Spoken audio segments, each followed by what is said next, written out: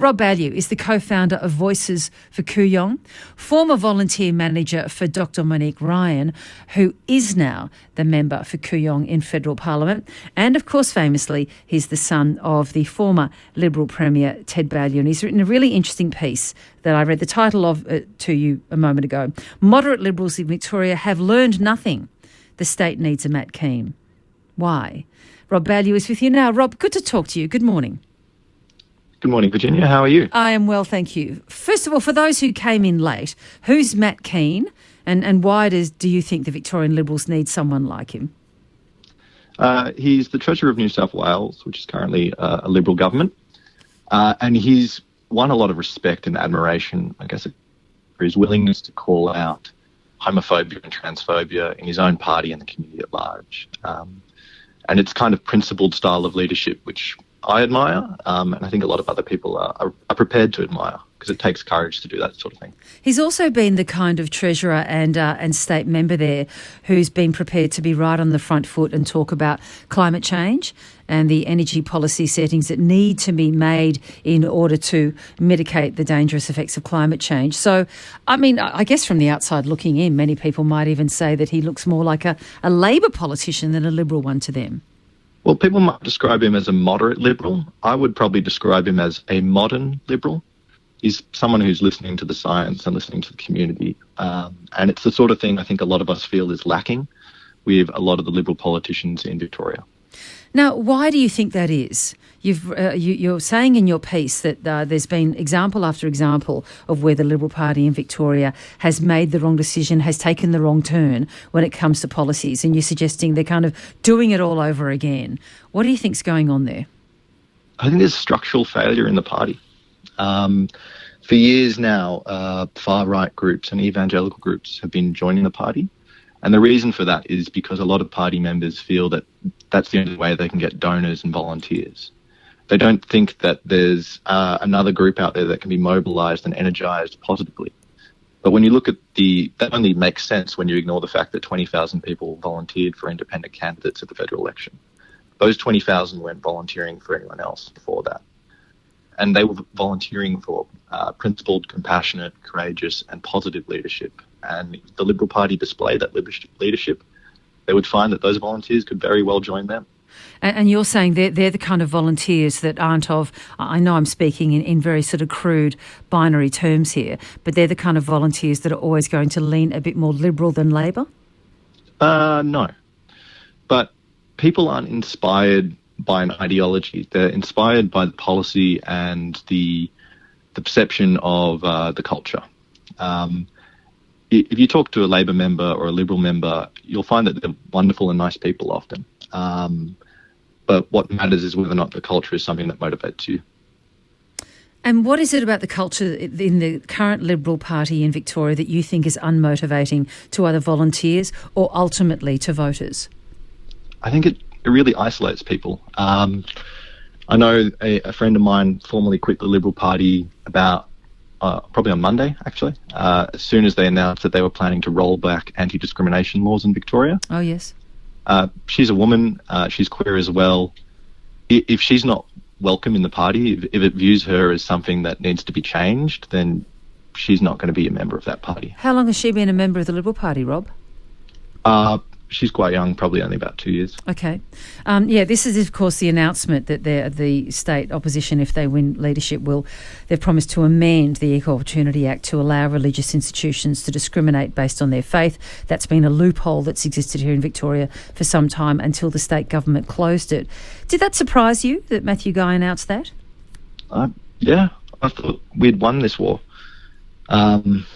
It's honestly heartbreaking that every single time there's an election, homophobia seems to be a political strategy, an electoral strategy. And not just homophobia, but discrimination broadly. In 2018, the Liberals, under Matthew Guy and John Shudo as shadow attorney, they campaigned on African gangs and scare campaigns around that. This time they're talking about discrimination based on gender and sexuality. It's the same thing that saw Scott Morrison get a legacy as the Prime Minister who lost Kooyong, and it's the politics of division that I don't think we want to see in this country anymore.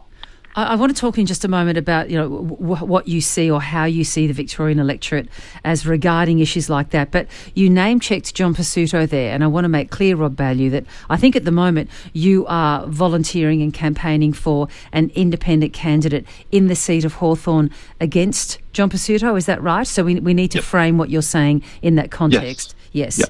And who is that candidate? Melissa Lowe, she's the independent for Hawthorn. Okay, so for those listening this morning, you may want to take that into account when you hear the criticism of John Pesutto as well. And I want to ask about that campaign too. But do you think that the Victorian electorate in general is so progressive now that a move like that is not going to gain enough, if not majority support, then at least significant support? I don't think it's just Victoria. I think it's Australia. I think we're tired of fighting each other unnecessarily. There are real issues in this state: health, integrity, the economy. That's the kind of thing that matters to people, not your sexuality, not your gender. And I think that's a wonderful thing. Rob Ballew is with you, co-founder of Voices for Kooyong, former volunteer manager for Dr. Monique Ryan, and now volunteering and campaigning for the independent candidate in the seat of Hawthorn. Are you also doing work for other independent candidates in this state election, Rob Ballew? Yeah, so I'm volunteering quite heavily on the Kew and Hawthorn campaigns because the electorates are right next to each other. It's the same community broadly. I've provided a little bit of advice here and there to other people around the state. People often call me up and ask, how do I door knock? How do I write a letter? How do I campaign broadly? Because most people in the independent movement, they're doing it for the first time. I think during Monique's campaign, 80% of the people had never volunteered or been involved in politics before. They just didn't view it as something that was welcoming to them. Yes. Which is interesting to see that change, isn't it? Are there voices that you're aware of, or have there been recently, in the Liberal Party in this state more broadly, who are trying to bring up the issues that you are? Or is the party largely unified around the kind of announcements that you're criticising today, Rob Ballew? I'm not a member, and I'm not internal to the Liberal Party. I'm sure you hear whispers here and there. I only see what you see. And if you can't answer the question yourself, Virginia, then that sort of answers it. There's no one that I can see. I mean, who's publicly calling out these issues and saying we need to do better? I can see those people in New South Wales. I can see them in other states. I can see them around the world. I can't see them here. Will the Teals get the same results at the state election as they got in the federal election? Well, they've got much less time to campaign. Federally, they had 6 or 7 months. This time it's only been 2 or 3 months. Well, they would have had the time if they chose to start earlier. I mean, the starting gun starts as an independent when you want it to start.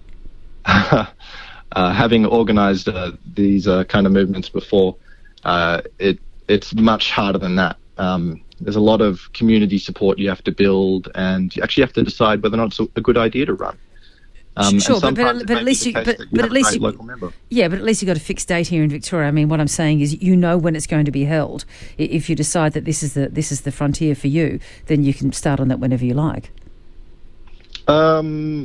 Yes, it's one of the benefits. Fixed elections are a fantastic thing. We definitely need them at the federal level. It would take a lot of the sort of chaos out of the politics federally. The state Teals can't be as well funded, I imagine, as the federal ones, simply because of the limitations on individual donations that we have here in the state of Victoria. Is that going to hamper their possible success? Fundraising in Victoria is really, really disappointingly set up. The Labor government put through a number of changes. A lot of those changes were really positive, but some of those changes basically reinforce incumbency and make it extremely difficult for anyone other than the two major parties to win.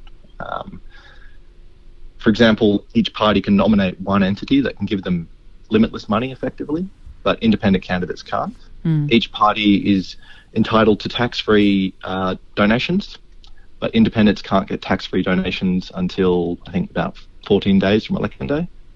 And those little differences mean that it's not a level playing field, which is really quite hard to deal with. But what independents do have as a strength is immense community support. So the donations that come in, they're not big donations. They're small donations from hundreds, sometimes thousands of people. And that's because these independents, they're community independents. They're not relying on corporations for big donations or billionaires and millionaires. It'll be fascinating to see play out. I have to say, Rob Ballew, over many, many years, I got to interview the two Costello brothers, both on very different sides of the political fence about how, the Christmas lunch went when they came together. I've got to ask you a similar question, given that you've departed from the Liberal Party. How do family dinners go with your father, the former Liberal Premier, given that you so publicly abandoned and criticise the Liberal Party? I love him beyond reason, and I'm pretty sure he loves me the same. So we're still a strong and very close family. That is genuinely very nice to hear. Rob Ballew, thanks for speaking to me today. Thank you. It was lovely to talk to you. Thank you. Rob Ballew, co-founder of Voices for Kooyong, and who's volunteering and lending his services to various independent candidates.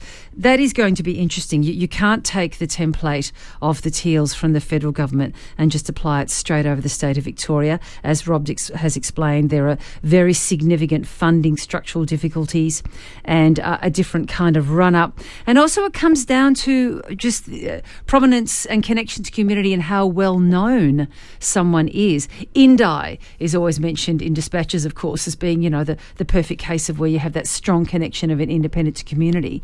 But whether that translates on a state basis is going to be interesting too. 23 minutes past 9, talking about the status or lack thereof of